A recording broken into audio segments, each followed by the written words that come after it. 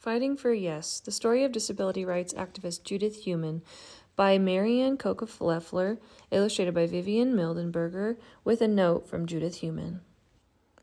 Judy was a bright, talkative little girl who loved music, books, and visiting her father's butcher shop. In 1952, when Judy was 5 years old, her mother signed her up for kindergarten. The principal took one look at Judy's wheelchair and said, "No, Judy is a fire hazard." Next, they tried the Jewish day school. That principal said that if Judy learned Hebrew, she could enter in September. Judy took Hebrew classes all summer, but in the fall, the principal changed his mind. "No," he said, "it's just not going to work out." Judy's mother discovered that there were no schools that would accept a girl in a wheelchair. All they were hearing was no, no, no. Judy watched her younger brother and the neighborhood kids walk to school. Judy wished that she could go too, but instead she stayed home. For years, a teacher came to the house for a few hours a week, but for a little girl who loved to read, this was not enough time for learning. Her mother signed her up for after-school activities, but getting anywhere in a wheelchair was a challenge. Push, bump, over the curbs to Hebrew class. Pull, bump, bump, up the stairs to music lessons. Lift and lug down the basement for brownies. On most afternoons, Judy played with her neighborhood friends who luckily lived on the same side of the street. They told Judy all about their classmates, teachers, and school activities, like gym, library, and music. More than anything, Judy wanted to go to school too. Finally, after a long search and lots of tests, 9-year-old Judy was accepted to the Health Conservation 21 class at Public School 219. It wasn't the same school that her friends went to, but it was school.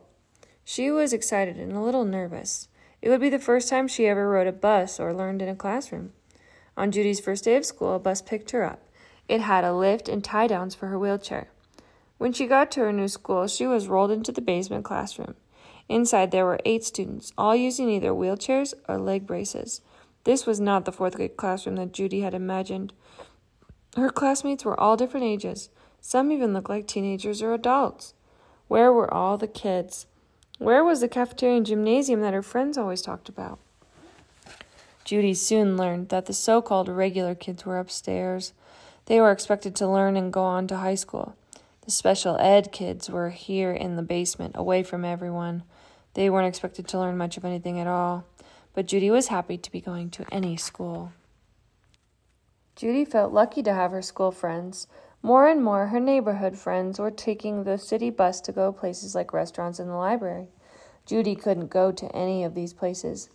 Stairs were everywhere, and with no ramps to get in the buildings or lifts on the city bus, Judy was stuck at home. Judy heard the word no much too often. It just didn't seem fair. There was one place where Judy felt included, Camp Oakhurst, a summer camp for kids with disabilities. There, Judy and the others had freedom and independence. With ramps and trails, their wheelchairs could go anywhere, to the pool, the dining hall, and even the bathroom. Judy dreamed that someday the whole world would be like camp, a world that included them. At 14 years old, Judy became the first student from PS 219's Health Conservation 21 class to go to high school. Judy had to travel by bus for an hour and a half every day to a wheelchair-accessible high school. Though there were a few other kids with disabilities at the school, Judy was nervous. For the first time, she had real exams and real grades, and unlike her small classroom at PS 219, Judy joined a big group of kids, many of whom had never seen a kid in a wheelchair before. Judy didn't have many friends at the high school and felt out of place. No one seemed to look at her as an average teenage girl. But Judy worked hard and focused on her studies. Her parents were so proud that they got word that Judy was receiving a leadership award at her high school graduation. At graduation, all the students receiving awards were seated on the stage. Judy's father wheeled her to the front, looking for a ramp. "She doesn't need to be on stage," said the principal. "Just leave her down here." Judy's father glared. "My daughter will receive her award on the stage with all the other students." Bump, bump, up the stairs they went. The principal followed, directing Judy's father to put her in the back behind the others, out of view. When her name was announced, Judy started to wheel forward, but the principal came to her, making sure she was not seen.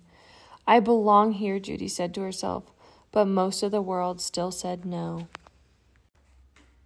Judy went on to college and studied to be a teacher. She was happy to be living on campus, but it was hard to get around. 2 steps into her dorm, 1 step into the bathroom.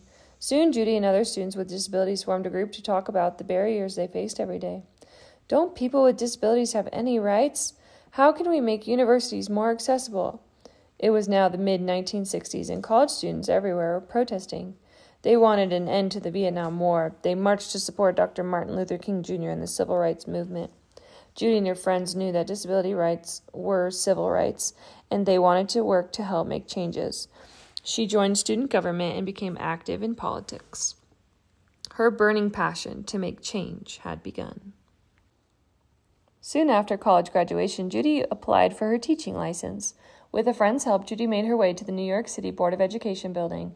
The flight of stairs to the door and the out-of-reach buttons in the elevator were the first signs that things might not go well. They didn't. 3 months later, Judy got a letter from the Board of Education telling her no. She would not be getting a teaching license because she could not walk. They considered her a danger to the students. No, no, no. Judy was angry. She was qualified. She took all the right college classes and passed the oral and written exams. She knew that this was outright discrimination. Judy decided that she would sue the Board of Education. No more no's. Judy's friend contacted the local media. The next week, an article was published in the New York Times about how Judy was being denied a teaching license because of her wheelchair. Immediately, Judy's phone started ringing. She received calls from civil rights attorneys offering to take her case. Word spread quickly. Before she knew it, there were articles in newspapers all over the country. Then came letters of support, endorsements, and even an appearance on the Today Show. On May 26, 1970, Judy sued the New York City Board of Education and won. Finally a yes, then another yes. New York passed a law that said people with disabilities would not be prevented from teaching. Judy was elated, but she knew that her victories were not hers alone. It was only with public support and the strong voices of fellow activists that changes could be made. Judy and her friends were determined to keep fighting. They joined together and created Disabled in Action, an organization to fight for the rights of all people with disabilities. Now 25, Judy was teaching 2nd grade by day. On nights and weekends, she fought for disability rights. While reading piles of legal paperwork, Judy noticed a sentence in Section 504 of the proposed Rehabilitation Act. She stopped. Was she reading this right? She read it again. No otherwise qualified handicapped individual in the United States shall solely be reason of his handicap be excluded from the participation in, be denied the benefits of, or be subjected to discrimination under any program or activity receiving federal financial assistance. Judy couldn't believe her eyes. This was big. That meant that if a program or organization received federal funds, people with disabilities had to be included and have equal access. If Section 504 became a law, buildings would be wheelchair accessible, streets would have sidewalk ramps, and buses would have lifts. Judy smiled. Life would be like her childhood summer camp, where everyone with disabilities had freedom and independence. Judy would do anything to make sure Section 504 became law. But 5 years later, Section 504 was still not signed. It was 1977, and Judy was now working in Washington, D.C., trying to help get 504 passed. But just like stairs and curbs, the path to becoming law was constantly being blocked. The government kept delaying signing because organizations complained that it would cost too much money to adapt their buildings for people with disabilities. Little by little, the wording of the law was being changed and watered down. Disability activists everywhere were tired of waiting. It was time to act. The American Coalition of Citizens with Disabilities, an organization Judy co-founded, made a public announcement. If the government did not sign 504 into law by April 5, 1977, as originally written, there would be nationwide demonstrations. April 5 arrived, and with no signing in sight, an army of people with disabilities descended on the federal health, education, and welfare offices all over the country. Judy, who was in charge of the San Francisco demonstration, watched with pride as the plaza filled with hundreds of supporters. The crowd was diverse, people in wheelchairs, those with canes and braces, parents of disabled children, civil rights leaders, and church groups were all there to support the cause. Judy rolled up to the microphone and looked out into the growing crowd. With a lump in her throat and a sign 504 sticker on her jacket, she began to speak.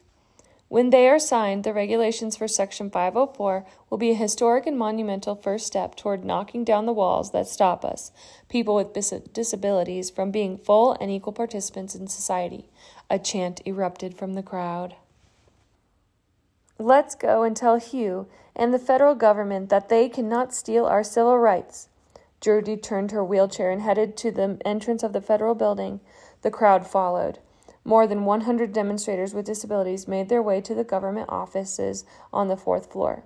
They vowed not to leave until 504 was signed. The 504 sit-in had begun.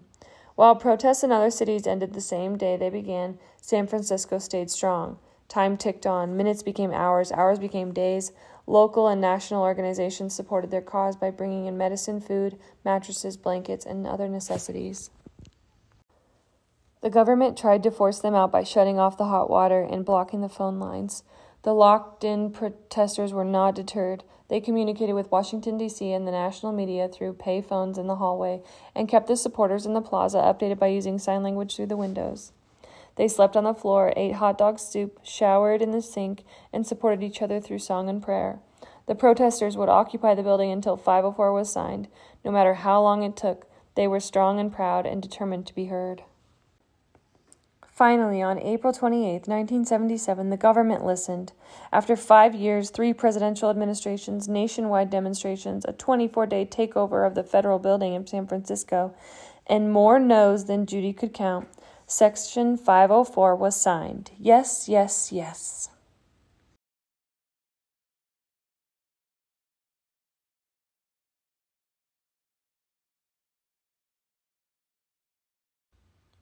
The end.